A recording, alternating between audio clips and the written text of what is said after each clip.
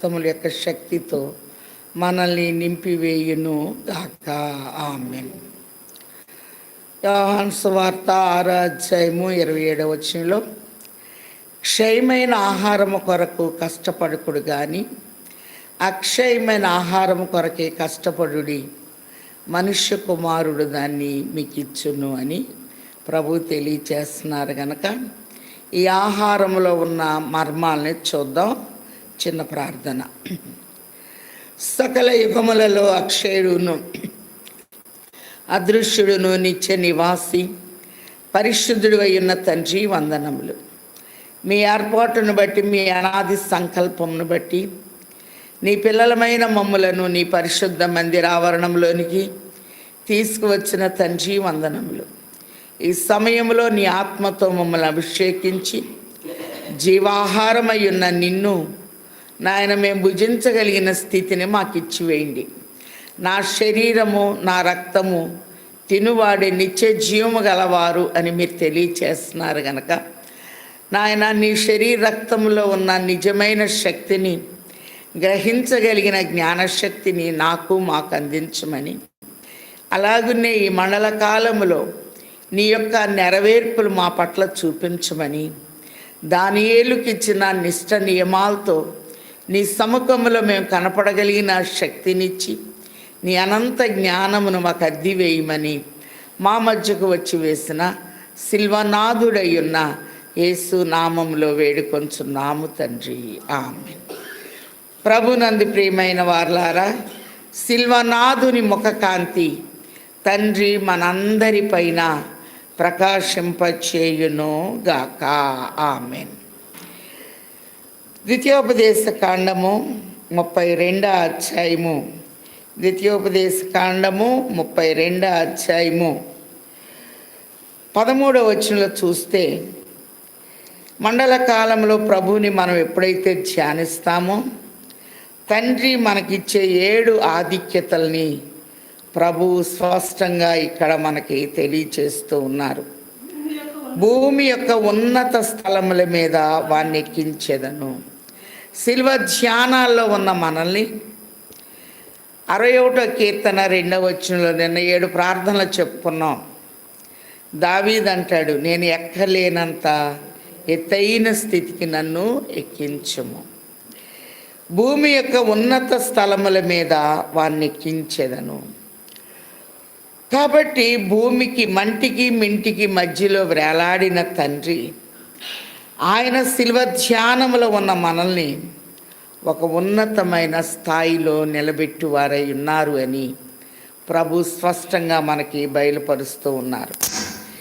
కాబట్టి యెషయా 58, 13, 14లో కూడా నా విశ్రాంతి దినము మనోహరమైనది, ఘనమైన ప్రతిష్ఠించబడినది అనుకొని దాన్ని ఘనముగా ఆచరించినలా దేశం యొక్క ఉన్నత స్థలముల మీద నేను నిన్ను ఎక్కించును.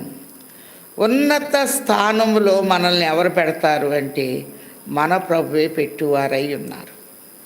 అలాగనే మనం చూచినట్లయితే మరియమ్మ గారితో దూత దయాప్రాప్తురాల అని చెప్పి, మరి ఇదిగో నీవు గర్భము ధరించి కుమారుని కంటావు, ఆయనకి ఇమ్మానుయేలు అని పేరు పెడతారు, ఆయన రాజ్యము అంతము లేనిదై ఉండును, తన తండ్రి అయిన దావీదు సింహాసనము ఆయనకిచ్చును అని తెలియచేసినప్పుడు మరియమ్మ గారు కూడా ప్రవచిస్తూ ఒక చక్కని మాట మాట్లాడారు.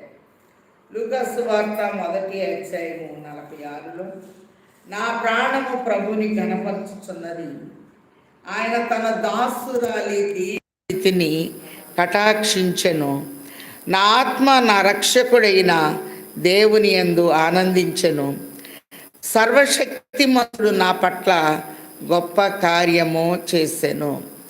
ఏదైనా సర్వశక్తిమంతుడు ప్రతి ఒక్కరి విషయంలో ఒక గొప్ప కార్యాన్ని ఆయన జరిగించువారై ఉన్నారు. 50వ వచనంలో చూస్తే లూకా 1:50వ వచనంలో, ఆయనకు భయపడు వారి మీద ఆయన కనికరము తరతరములు ఉండును, ఆయన తన బాహువుతో పరాక్రమం చూపెను. వారి హృదయముల ఆలోచనలను చెదరగొట్టెను. సింహాసనముల నుండి బలవంతులను పడద్రోసి దీనులను ఎక్కించెను. కాబట్టి బలవంతులను పడద్రోసి దీనులైనటువంటి వారిని ఒక ఉన్నత స్థితిలోనికి దేవుడు ఎక్కించువారు అని ప్రభు తెలియచేస్తూ ఉన్నారు. దావీదు దీనుడుగా ఉన్నాడు గనక గొర్రెల దొడ్డిలో ఉన్న దావీదుని పిలిచి దేవుడు సింహాసనాన్ని ఇచ్చివేసినట్లుగా మనం చూస్తూ ఉన్నాం. కీర్తన 8లో మనం చూస్తే మరి మనుష్యుని జ్ఞాపకం చేసుకున్నటకు వాడే పాటివాడు, నరపుత్రుని దర్శించుటకు వాడే పాటివాడు, నీ చేతి పనుల మీద వానికి అధికారం ఇచ్చి ఉన్నాడు. ఏ పాటి వారమైన మనల్ని ప్రభు నా బల్ల యొద్దకు వచ్చినప్పుడు నన్ను జ్ఞాపకము చేసుకొనుడి అని తెలియచేసిన తండ్రి, మనల్ని ఆయన బల్ల దగ్గరికి మనం వస్తే మనల్ని జ్ఞాపకం చేసుకుంటూ చేతి పనుల మీద నేను మీకు అధికారం ఇచ్చి ఉన్నాను అని ప్రభు తెలియచేస్తూ ఉన్నారు. కాబట్టి తన చేతులు మనల్ని నిర్మించినవి, అధికారాన్ని దేవుడు ఇస్తున్నాడు. అందుకే ద్వితీయోపదేశ కాండం 32:13 భూమి యొక్క ఉన్నత స్థలముల మీద వాణ్ణి ఎక్కించెదను. రెండవ దీవెన మనం చూస్తే పొలముల పంట వానికి తినిపించెదమును. పొలము అనగా సంఘము. సంఘములో మనం ఎప్పుడైతే ఉంటామో, సంఘం ఎలా ఉండాలో అపోస్తుల కార్యములు 2:42 చూస్తే, వీరు అపోస్తుల బోధ యందును సహవాసమందును రొట్టె విరుచుట యందును చేయుట యందును ఎడతెగకయుండిరి అనే మాటలు చూస్తాం. 4 రీతులుగా అక్కడ మనకు కనపడుతూ ఉంది. అపోస్తుల కార్యములు 2:42 వీరు అపోస్తుల బోధ. అపోస్తులు అంటే పంపబడినటువంటి వారు. తండ్రి తన ప్రియ కుమారుణ్ణి ఈ లోకంలోనికి పంపించారు. ఆయన బోధకి మనం చూసినట్లయితే 12 మంది శిష్యులు ఆకర్షించబడ్డారు. ఈ 12 మందిని ఇద్దరిద్దరు చొప్పున ప్రభు పంపినట్టు మనం చూస్తూ ఉన్నాం. సహవాసమందును కొందరు మానుకున్నట్లు మీరు సమాజముగా కూడుట మానవద్దు అని ప్రభు చెప్తున్నారు. రొట్టె విరుచుట యందును ఆయన శరీర రక్తములో ప్రత్యేకమైన ప్రభావం ఉంది అని గుర్తించాలి. మరి ప్రార్థన చేయుట యందును ఎడతెగక ఉండిరి. ఎడమ అనేది రాకూడదు, సంఘ సహవాసము తెగిపోకూడదు. మరి అందుకే ఇక్కడ మనం చూస్తే పొలము అనగా సంఘము, పంట అనగా నెరవేర్పు. సంఘములో 7 అంశాలు 7 ప్రార్థన చేసామనుకో, నెరవేర్పు అనే పంట తండ్రి మనకి దయచేయవారై ఉన్నారు. అలాగే మనం చూచినట్లయితే పొలముల పంట వానికి తినిపించేదను. 126వ కీర్తనలో మనం కలకనిన వారి వలె ఉంటిమి, మన నోటి నిండా నవ్వు ఉండెను అని చెప్తూ చివరి వచనాల్లో అంటాడు, పిడికేడు విత్తనములు చేత పట్టుకొని కన్నీటితో విత్తువాడు సంతోషగానము చేయుచు పనలు మోసుకొని వత్తురు. పనలు అనగా ఆశీర్వాదము. ప్రభు పాదాల దగ్గరికి వచ్చినప్పుడు ప్రధాన యాజకుడు పోయిన వారం చెప్పుకున్నాం, పనం తీసుకొని బలిపీఠం మీద అల్లాడింప చేస్తాడు. పనలు అనగా ఆశీర్వాదము. ప్రభు పాద సన్నిధిలోనికి వచ్చినప్పుడు ఆశీర్వాదం అనే పంటను తండ్రి మనకిచ్చువారై ఉన్నారు. 3వ దీవెన కొండ బండ నుండి తేనెను. నీ మాటలు జుంటె తేనెల కన్నా మధురమైనవి అని చూస్తున్నాం. కొండ అనగా తండ్రి, బండ అనగా ప్రభు, తేనె అనగా ఆత్మ లేక అనుభవము. కొండ బండ నుండి తేనెను. తండ్రి యందు నేను, నా యందు తండ్రి ఉన్నాడని మీరు నమ్ముట లేదా అని ప్రభు తెలియచేస్తున్నారు. ఈరోజు ఉన్నత స్థలములో నేను నిన్ను ఎక్కిస్తాను. పొలముల పంట అంటే ఒక నెరవేర్పు నీకు ఇస్తున్నాను. కొండ బండ నుండి తేనె అనగా ఒక అనుభవాన్ని నీకు చూపిస్తున్నా. నాలుగోదిగా మనం చూస్తే ప్రభు ఇచ్చే నాలుగో ఆశీర్వాదం, చెక్కుముకి రాతి బండ నుండి నూనెను. నూనె అభిషేకానికి గుర్తు. 92వ కీర్తన 10వ వచనంలో క్రొత్త తైలముతో నేను నిన్ను అంటి ఉన్నాను అని ప్రభు తెలియచేస్తూ ఉన్నారు. మరి మొదటి సమూయేలు గ్రంథం 16వ అధ్యాయంలో ఎప్పుడైతే దావీదు తల మీద సమూయేలు ప్రవక్త నూనె వేశాడో నాట నుండి దేవుని ఆత్మ అతని మీదకి బలముగా వచ్చాను అనే మాట మనం చూస్తూ ఉన్నాం. 23వ దావీదు కీర్తన 5వ వచనంలో కూడా నూనెతో నా తల అంటి ఉన్నావు అనే మాట చూస్తున్నాం. ఈ యొక్క తైలము అనేది చాలా ప్రాముఖ్యమైనది. 133వ కీర్తనలో చూస్తున్నాం, సహోదరుల ఐక్యత కలిగి నివసించుట ఎంత మేలు, ఎంత మనోహరము. కాబట్టి ఐక్యతలో మేలుంది, మనోహరం ఉంది.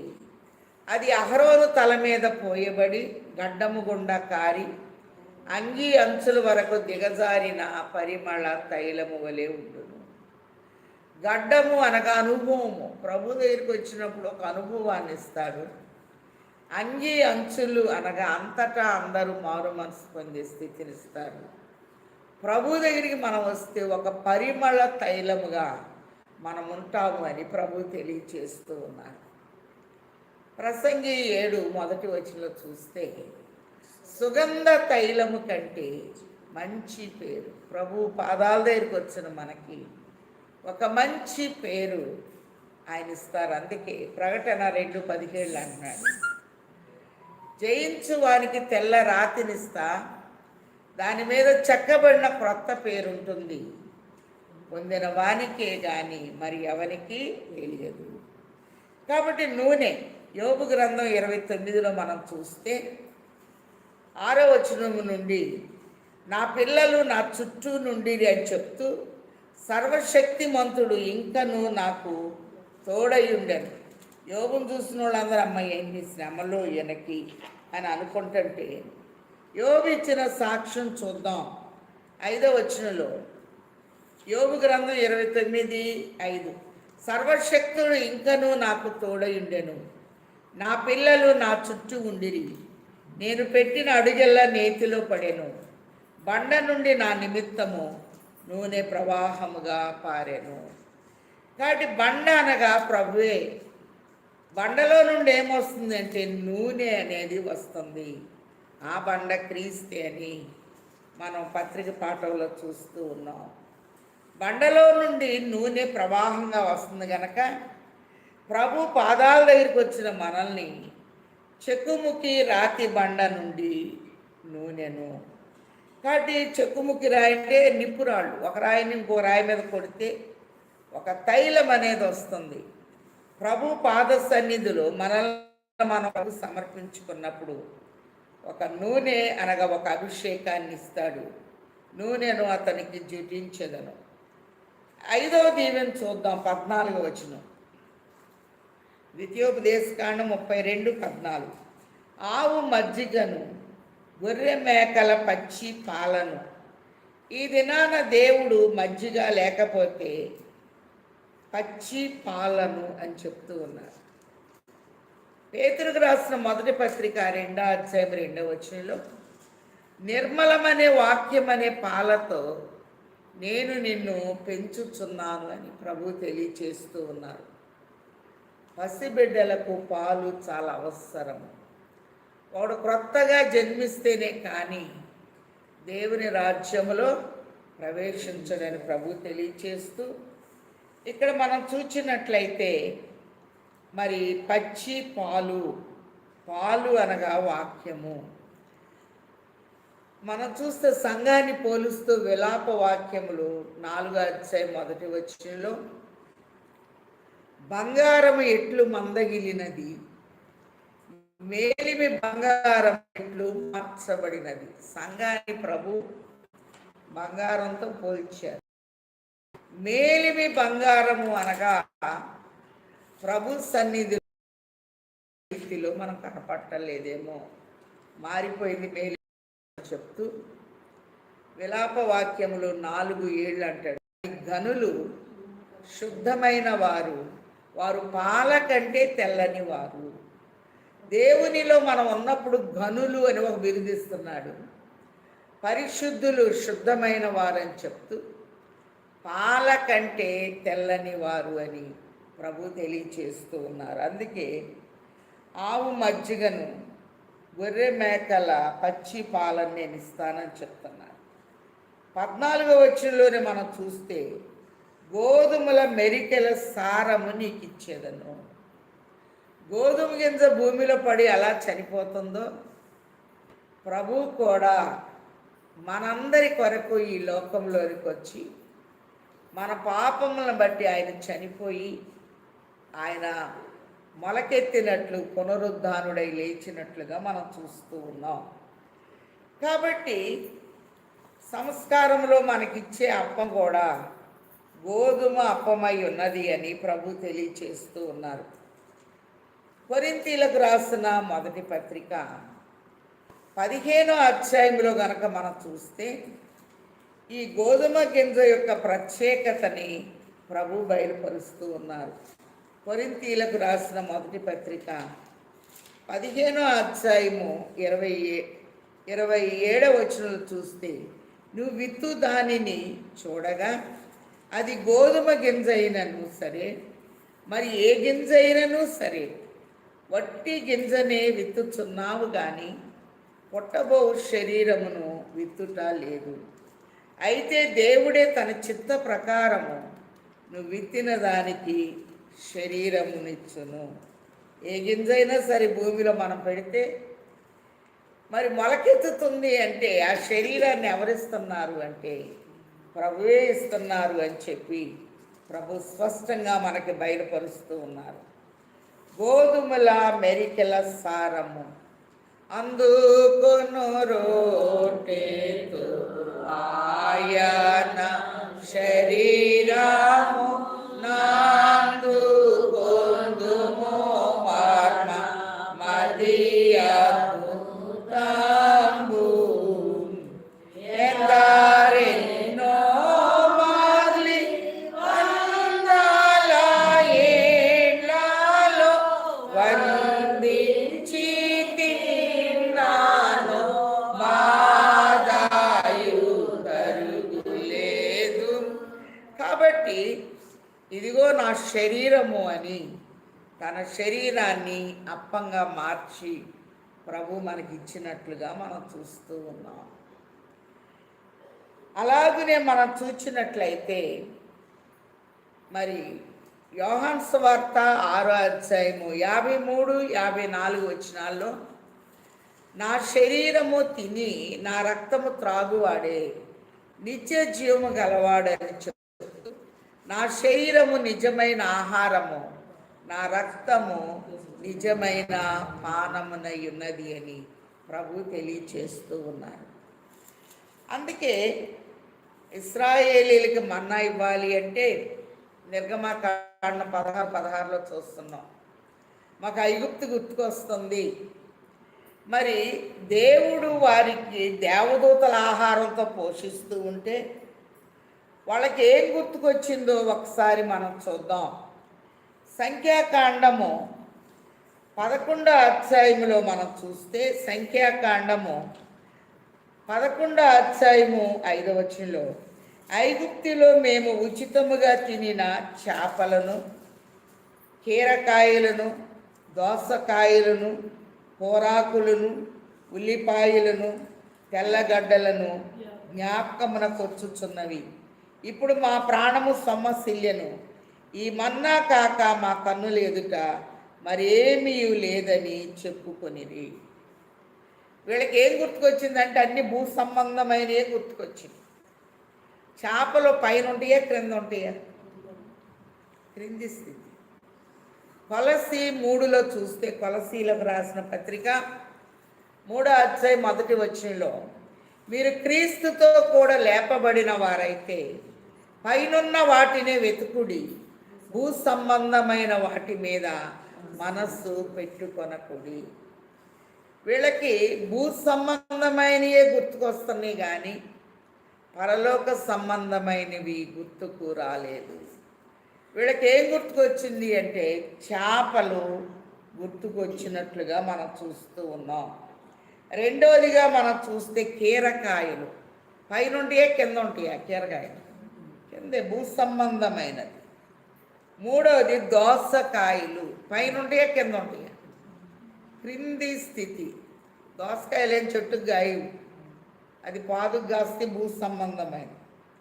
నాలుగోదిగా మనం చూసినట్లయితే కూరాకులు భూమి మీద కొంచెం జాండ ఉంటాయేమో, కాబట్టి వీళ్ళకి కూరగాయలు గుర్తుకొస్తున్నాయంట. ఉల్లిపాయలు పైనుండే కింద ఉంటాయి, భూ సంబంధమైన భూమిలో ఉంటాయి. మరి అలాగే ఉల్లిపాయలు ఐదోది. 6 తెల్లగడ్డలు. మనం చూస్తే ఈ బంగాళదుంపలు కానీ చిలకడ దుంపలు కానీ ఏనా భూమిలోనే ఉంటాయి. ఒక్కటి పై సంబంధమైంది కనపడలేదు. మన్నాని వాళ్ళు ఏమంటున్నారంటే ఈ మన్నా మాకు అక్కర్లేదు, అసలు ఐగుప్తులో ఉన్న భోజనమే మాకు కావాలి. ఐగుప్తి లోక సంబంధమైనదిగా మనం చూస్తూ ఉన్నాం. ఐగుప్తిని విడిచారు వీళ్ళు, కానీ వారి ఆలోచనలో నుంచి తీలేకపోయారు. యోబు గ్రంథము 15వ అధ్యాయం 8వ వచనంలో ఒక మాట ఉంది, దేవుని యొక్క ఆలోచన సభలో నీవు చేరి ఉన్న వాడవా. మనందరి విషయంలో దేవునికి ఒక ఆలోచన అనేది ఉంది. కాబట్టి ఇక్కడ మనం చూద్దాం మన్నా ఎలా ఉంటుందో. సంఖ్యాకాండము 11:6లో, ఈ మన్నా కాక మా కన్నుల ఎదుట మరి ఏమీ లేదని చెప్పుకొనిది. ఆ మన్నా కొత్తిమీర గింజవలే ఉండెను. కొత్తిమీర అందరూ తెలుసుగా, కొత్తిమీర వంపు చేయబడి ఉంటుంది. మన ప్రభు మన కొరకు గాయపరచబడి ఉన్నారు. నా రుణము తీర్చిన నా దేవా నా ప్రభువా, నీ రుణము తీర్చగలనా. వాడి కొత్తిమీర వంపు చేయబడి ఉంటుంది, కరివేపాకులాగా సాఫ్ట్గా ఉండదు. రెండోదిగా మనం చూస్తే చూపునకు బోళము వలె ఉండును. బోళము అనగా చేదు. మరి ప్రభు దప్పికొన్నప్పుడు బోళముతో కలిపిన చేదు చిరకాని ప్రభుకి ఇచ్చినట్లుగా చూస్తూ ఉన్నాం. ఎస్తేర్ని రాజు దగ్గరికి పంపాలి అంటే 6 మాసములు గోప రసముతో అంటే చేదుతో ఆమెను అలంకరించినట్లుగా చూస్తూ ఉన్నాం. మన జీవితంలో చేదు అనుభవాలు ఉంటాయి. మరి నయోమి అంటుంది బెత్లెహేములోకి వచ్చి, సర్వశక్తిమంతుడు నాకు విరోధి అయ్యాడమ్మా, నన్ను నయోమి అని పిలవకండి, అందరూ మారా అని పిలవండి అంట. దేవుడు ఎవరిని వెళ్ళమని చెప్పాడు బెత్లెహేములో వెళ్ళి. వీళ్ళంతటి వీళ్ళు వెళ్ళిపోయి నేరము దేవుని మీద మోపుతూ ఉన్నారు. నయోమి అంటే మధురము, అలాగనే ఏమో చేదుగా మారిపోయింది కనుక నన్ను నయోమి అని పిలవద్దు, నేను చేదైపోయాను అని చెప్తూ ఉంది. అలాగే మారా నీళ్ళు మరి పాడైనప్పుడు చేదుగా అనిపించినప్పుడు ఒక చెట్టును చూపించారు ఇశ్రాయేలీల ప్రయాణంలో. ఆ చెట్టును వేసినప్పుడు మారా నీళ్ళు ఏమైపోయినాయి, మధురముగా మారినట్లుగా మనం చూస్తూ ఉన్నాం. కాబట్టి చూపునకు బోళము వలె ఉండెను. సంఖ్యాకాండం 11:8లో, జనులు తిరుగుచు దాన్ని కూర్చుకొని. మన్నా కావాలి అంటే మీరు నా తట్టు తిరిగినాడలా నేను మీ తట్టు తిరుగును. ప్రొద్దు తిరుగుడు పువ్వు ఉంటే సూర్యుడు ఎటు తిరుగుతుంటే ఆ పువ్వు అటే తిరుగుతుంది. మన ప్రభు నీతి సూర్యుడై ఉన్నారు. మలాకి 4:2 చూస్తున్నాం, నీతి సూర్యుడు మీ మీద ఉదయించును, అతని రెక్కలు మీకు ఆరోగ్యమును కలుగచేయి. సూర్యోండు పూలకెంతో సొగసైన రంగులాదున్, సూర్యుడై నాటి యేసు శుభగుణములాదున్, సూర్యుడై నాటి యేసు శుభగుణములాదున్. కాబట్టి ఇక్కడ మనం చూస్తే ఈ మన్నా ఎలా ఉంటుందో ప్రభు ఇక్కడ తెలియచేస్తూ, మరి తిరుగుచూ దాన్ని కూర్చుకునేది ప్రభు వైపు, మండల కాలంలో సిలువ వైపు మనం తిరగాలి. మరి దాన్ని కూర్చుకొని తిరగట విసిరి లేక రోట దంచి పెనం మీద కాల్చి, మనం చూస్తే రోట దంచి ఆయన పొందిన దెబ్బల చేత మనకు స్వస్థత కలుగుతున్నది. అలాగే మనం చూస్తే మరి రోట దంచి పెనము మీద కాల్చి, ఈ పెనము సిలువకు ముంగుర్తయి ఉన్నది. అలాగనే మన ప్రభు మన కొరకు కల్వరిలో శ్రమ దంచబడుతూ ఉంది. విలాప వాక్యములు 3వ అధ్యాయంలో చూస్తే ప్రారంభంలో ఆయన ఆగ్రహ దండన చేత బాధను అనుభవించిన నరుడను, కటిక చీకటిలోనికి దారి తీసి మాటి మాటికి దినమెల్లా నన్ను దెబ్బలు కొట్టుచున్నారు. మాటి మాటికి దెబ్బ ఎవరికి తగిలిందంటే ప్రభువుకి. యెషయా 53లో మనం చూస్తే 2వ వచనంలో, యెషయా 53:2లో లేత మొక్క వలె ఎండిన భూమిలోనికి ప్రభు వచ్చారట. ఆదాము ఆజ్ఞను అతిక్రమించినప్పుడు నిన్ను బట్టి నేలను శపిస్తున్నాను అన్నాడు. సృష్టి మారిపోయింది. ముళ్ళ తుప్పలు గచ్చ పొదలొచ్చి వేసినట్టు చూస్తూ ఉన్నాం. ఈ ముళ్ళన్నీ కిరీటముగా మారి ప్రభు శిరస్సు మీదకి వచ్చినాయి గనక మరి యెషయా 53:2లో చూస్తున్నాం, లేత మొక్క వలె ఎండిన భూమిలో మొలిచిన మొక్క వలె ఉన్నాడు. ఆయన సొగసు స్వరూపాన్ని కోల్పోయినట్లుగా వాక్యములో మనం చూస్తూ ఉన్నాం. విలాప వాక్యములు 1వ అధ్యాయము 12వ వచనంలో, విలాప వాక్యములు 1వ అధ్యాయము మరి 12వ వచనంలో చూస్తే, త్రోవను నడుచు వారులారా ఇలాగు జరుగుట చూడగా మీకు చింత లేదా? యెహోవా తన ప్రచండ కోప దినమున నాకు కలుగ చేసిన శ్రమ వంటి శ్రమ మరి ఎవరికైనాను కలిగినదో లేదో మీరు నిదానించి చూడుడి. పరము నుండి ఆయన నా ఎముకల మీదకి అగ్ని ప్రయోగించి ఉన్నాడు, అది ఎడతెక్క వాటిని కాల్చుచున్నది.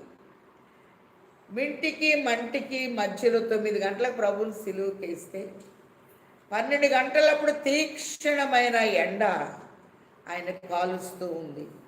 ఎండ చేగాయములు మండుచు నుండేను, నిండు వేదన సోదరా, గుండె నుండి నీరు కారు చుండే దుఃఖించు, నిండు వేదన సోదరా.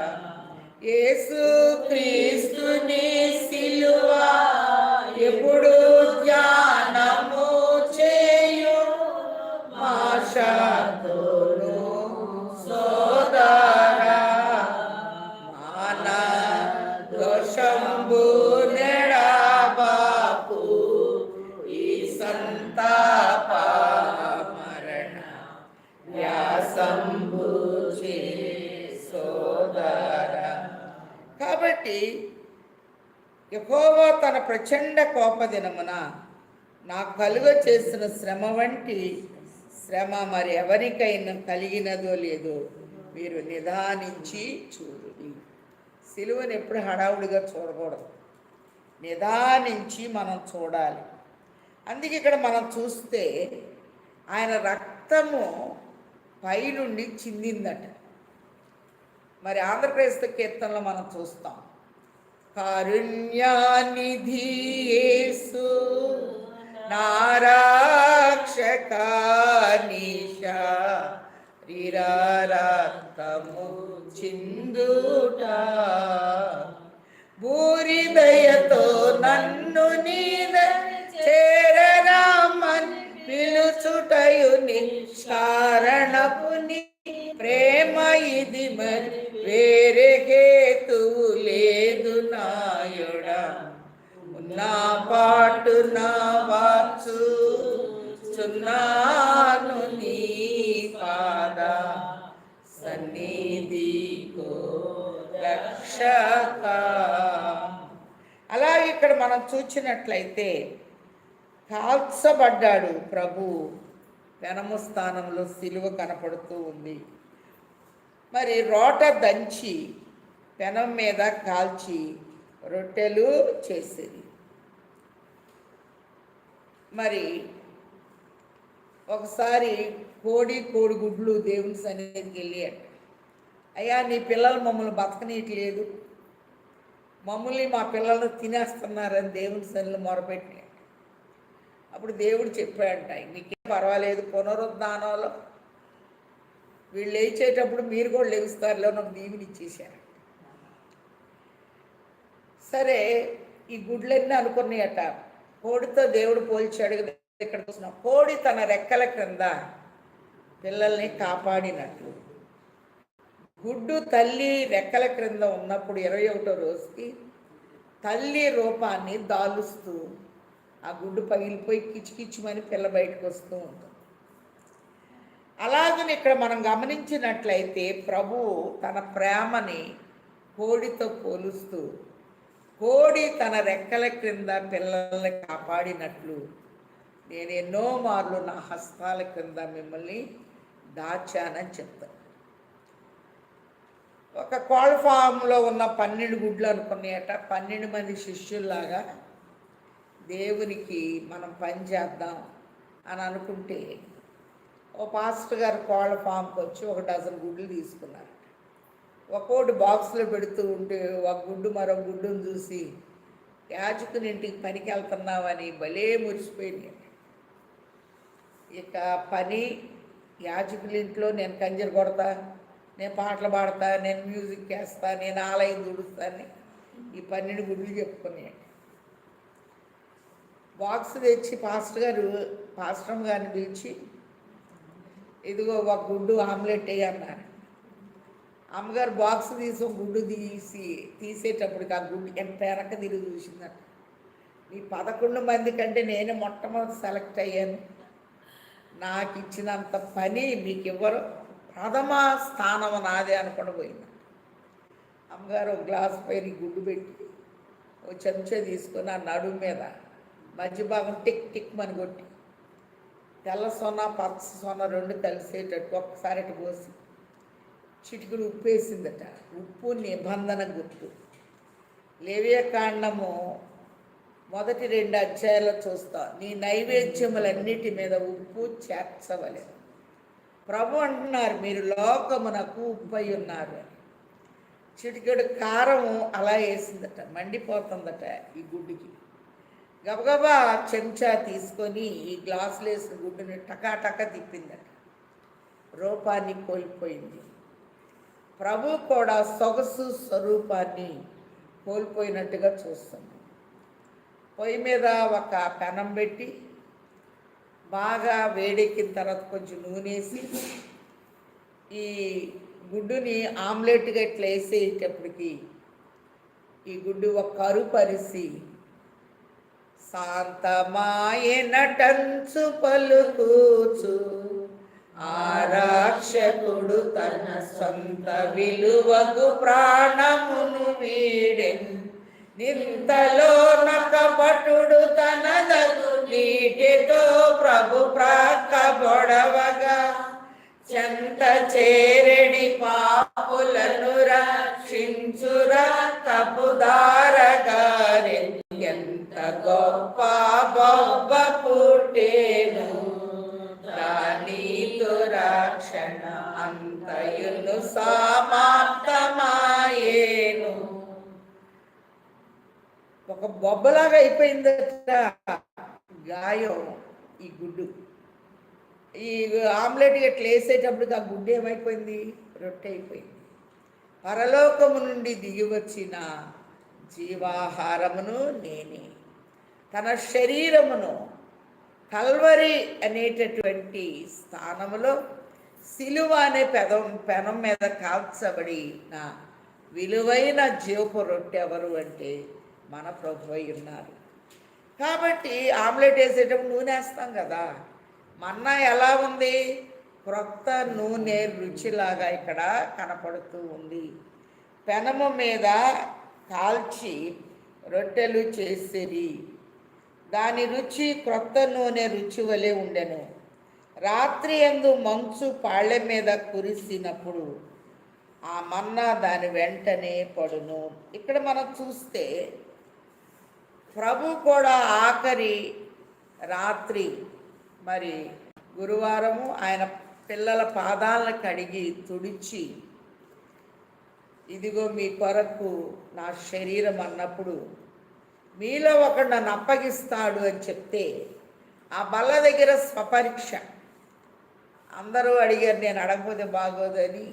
ఒక్కొక్కరు వచ్చి నేనా నేనా అంటే, మరి ఇస్కరియోతు యోధా కూడా వచ్చి ప్రభు నేనా అంటే, ప్రభు అంటున్నారు నీవన్నట్టే. అప్పటికి ఆయన సరి చేసుకోలేదు. ప్రభు నీవన్నట్టు అని చెప్పినా నన్ను అప్పగించువాడు నన్ను సమీపించి ఉన్నాడు, అతడు పుట్టకుండా ఉంటే బాగుండేది అని ప్రభు అంటుంటే, ప్రభువులో జన్మించిన మనము ప్రభు కొరకు బ్రతకపోతే మన విషయంలో కూడా నువ్వు పుట్టకుండా ఉండుట మేలు. అలాగని ఇక్కడ మనం చూచినట్లయితే రాత్రి అనగా శ్రమకాలంలో మంచు పాలెం మీద కురిసినప్పుడు ఆ మన్నా దాని వెంటనే పడు. భోంచేసేటప్పుడు ప్లేట్స్ కడుక్కుంటాం, ఇస్తరాకులు అయితే నీళ్లు చల్లుకుంటాం. ఈ పద్ధతి ఈ అధ్యాయం నుంచే వచ్చింది. అరణ్యంలో మన్నా ఇచ్చేటప్పుడు నేలని శుద్ధీకరిస్తున్నాడు దేవుడు. మంచుతో శుద్ధీకరించి తర్వాత మన్నా దాని వెంటే పడునని చెప్తున్నాడు. కాబట్టి పరలోకము నుండి దిగివచ్చిన జీవాహారం నేనే అంటే వీళ్ళకి చేపలు గుర్తుకొస్తున్నాయి, కీరకాయలు గుర్తుకొస్తున్నాయి, దోసకాయలు గుర్తుకొస్తున్నాయి, కూరాకులు గుర్తుకొస్తున్నాయి, తెల్లగడ్డలు, ఉల్లిపాయలు అన్నీ భూ సంబంధమైనయే కానీ పర సంబంధమైనది ఒక్కటి కూడా గుర్తు రాలేదు. యోహాను సువార్త 15వ అధ్యాయంలో ప్రభు అంటున్నారు, ద్రాక్షావళిని నేను, తీగలు మీరు. తీగె ద్రాక్షావళితో ఉంటే ఫలిస్తుంది, నాకు వేరుగా ఉండి మీరేమీ చేయరు. ఈ ద్రాక్షారసము దేనికి సాదృశ్యం అంటే ప్రేమకు సాదృశ్యము. పరమగీతము 1వ అధ్యాయంలో గనక మనం చూస్తే, నీ ప్రేమ ద్రాక్షారసము కన్నా మధురము అనే మాటల్ని మనం చూస్తూ ఉన్నాం. కాబట్టి ఆయన ప్రేమ ఎంత విలువైనదో, ద్రాక్షావళిని నేను, తీగలు మీరు అని చెప్తూ పరమగీతము 1వ అధ్యాయం 2వ వచనంలో ప్రభు బల దగ్గరికి వస్తే నోటి ముద్దులతో అతడు నన్ను ముద్దు పెట్టుకొనుగాక, నీ ప్రేమ ద్రాక్షారసము కన్నా మధురము. ఆయన ప్రేమ చాలా మధురమైనది అని ప్రభు తెలియజేస్తూ ఉన్నారు. ఈ ద్రాక్షారసము అనేది సమాధానానికి ముంగుర్తై ఉన్నది. ప్రభు జన్మించినప్పుడు దేవదూతలు ఈ మాట వాడారు, సర్వోన్నతమైన స్థలముల్లో దేవునికి మహిమయు, ఆయనకి ఇష్టలైన వారికి భూమి మీద సమాధానము కలుగునుగాక. ప్రభువుకి ఎప్పుడైతే మనం ఇష్టంగా ఉంటామో ఏం కనపడుతుంది అంటే సమాధానము. ఒకసారి చూద్దాం. జకర్యా గ్రంథము 8వ అధ్యాయం 12వ వచనంలో, జకర్యా 8:12లో సమాధాన సూచకమైన ద్రాక్ష చెట్లు ఫలమిచ్చును. సమాధానానికి సూచనగా ఈ ద్రాక్ష చెట్టు అనేది ప్రభు మనకి ఇస్తూ ఉన్నారు. కాబట్టి ప్రభు బల దగ్గరికి వచ్చేటప్పుడు సమాధానముతో మనం రావాలి అని ప్రభు తెలియచేస్తూ ఉన్నారు. అంత మాత్రమే కాదు, ద్రాక్షారసమట మనల్ని వికసింప చేస్తూ ఉందట. ఒకసారి చూద్దాం. హోషేయ గ్రంథము 14 అధ్యాయము, హోషేయ గ్రంథం 14:7 అతని నీడ యందు నివసించువారు మరలి వత్తురు, ధాన్యము వలె తిరిగి మొలుతురు, ద్రాక్ష చెట్టు వలె వారు వికసింతురు. ద్రాక్ష చెట్టు ఏం చేస్తుందంటే వికసించటానికి సాదృశ్యంగా ఉన్నట్లుగా మనం చూస్తూ ఉన్నాం. ప్రభు పాదాల దగ్గరికి వచ్చినటువంటి నిన్ను దేవుడు ఈరోజు వికసింప చేస్తున్నారు అనే విషయాన్ని స్పష్టంగా ప్రభు మనకి తెలియచేస్తూ ఉన్నారు. ద్రాక్ష చెట్టట సంతోషాన్ని ఇస్తుందట.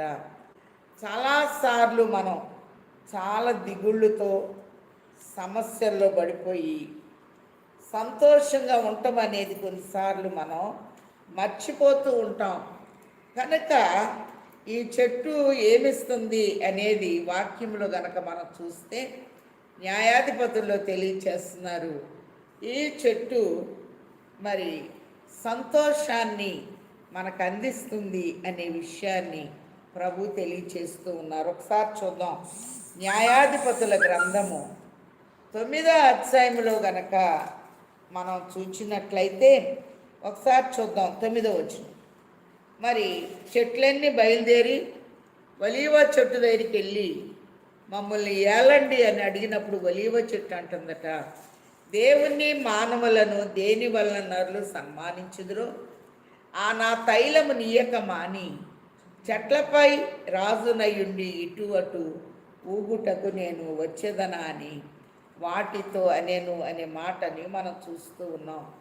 12వ వచనంలో ద్రాక్ష చెట్టు దగ్గరికి వెళ్ళి నీకు రాజరికం ఇస్తాను అన్నప్పుడు ఈ చెట్టు మాట్లాడుతుంది. అటు తర్వాత చెట్లు నీవు వచ్చి మమ్మను ఏలుమని ద్రాక్షావళిని అడగగా ద్రాక్షావళి దేవుణ్ణి మానవులను సంతోషపెట్టు, నా ద్రాక్షరసము నేను ఇయ్యక మాని చెట్ల మీద రాజునయుండి ఇటు అటు ఊగుటకు నేను వచ్చానని వాటితో అనేను. ద్రాక్ష చెట్టు ఏమిస్తుందంటే సంతోషం. ప్రభు బల్ల దగ్గరికి వచ్చినప్పుడు ప్రభు చెప్తున్నారు, నేను నీకు కావలసిన సంతోషాన్ని ఇస్తాను, సమాధానాన్ని ఇస్తాను, నా ప్రేమనిస్తాను.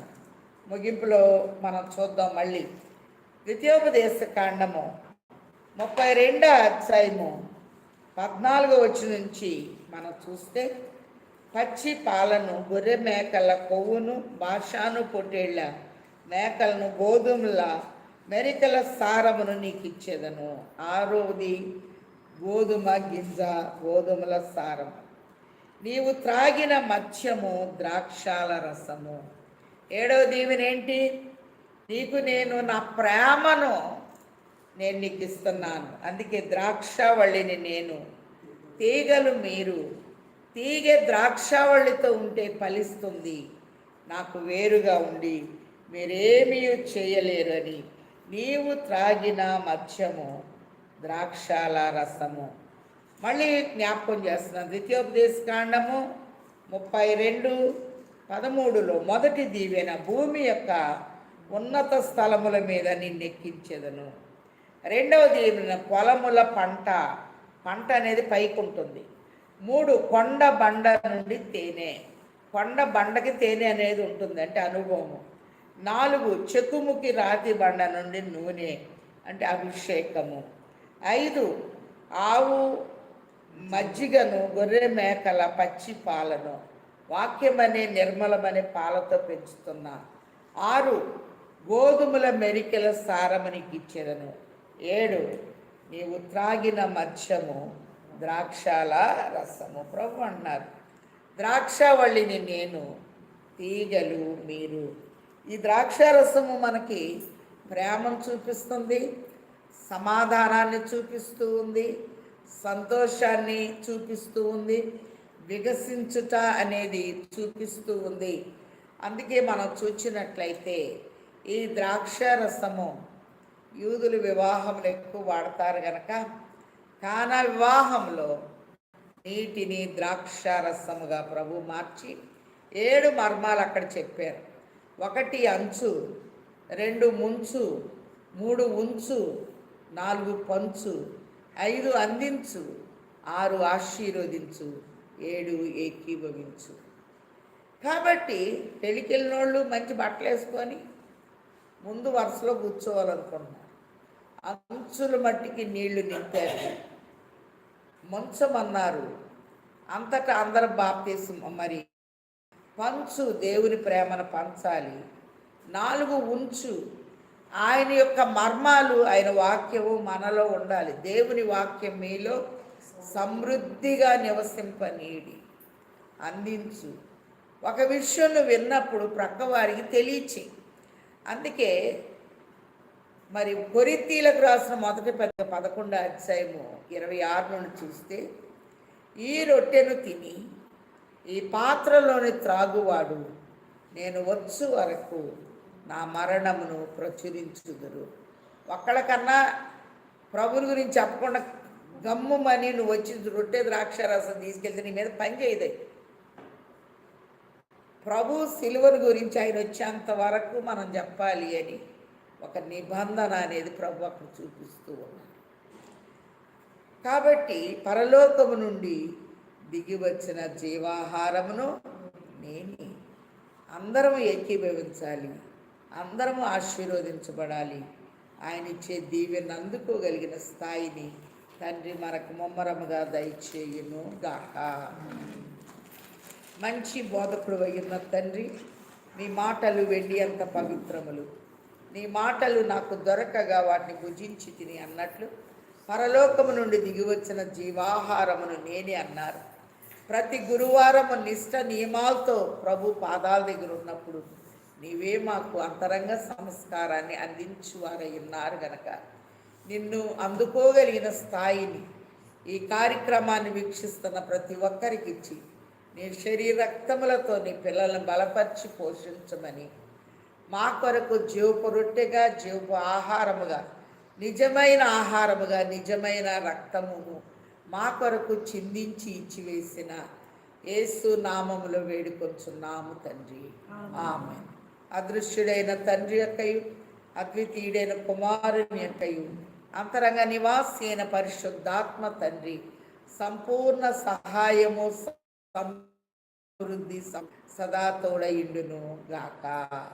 ఆమేన్. అందరికీ మరణాత.